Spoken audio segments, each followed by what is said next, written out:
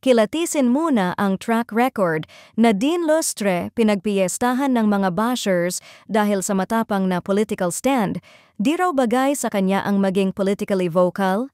Hindi pa man natatapos ang bilangan ng boto, trending na agad si Nadine Lustre, pero hindi dahil sa showbiz project, kundi sa kanyang matapang na pahayag ukol sa mga tumatakbong senador.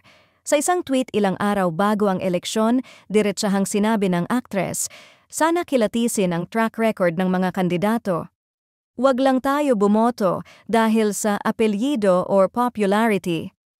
Para sa kanyang fans, ito'y isa na namang patunay ng kanyang pagiging woke, matalino, at socially aware. Pero para sa kanyang mga kritiko, tila lumalagpas na raw si Nadine sa linya bilang isang artista. Feeling expert, hindi naman siya politiko. Di ka na lang mag-artista? Na-turn off na kami.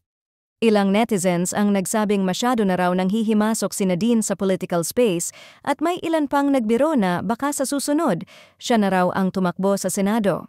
Ngunit sa kabila ng ingay, mas maraming fans ang dumipensa sa aktres. Mas gusto ko yung may sinasabi kaysa yung tahimik, pero puro endorse lang. She's not just an artista, she's a citizen. May karapatan siyang magpahayag. Sa ngayon, tikom si Nadine sa mga paratang at pambabash. Isang style na tila mas nagpapalakas pa ng kanyang imahe bilang isang fearless and conscious celebrity. Ngunit sa mundo ng social media kung saan bawat salita'y sinusukat, ang pagiging matapang ay pwedeng ituring na tapang o yabang, depende kung saan ka nakatayo.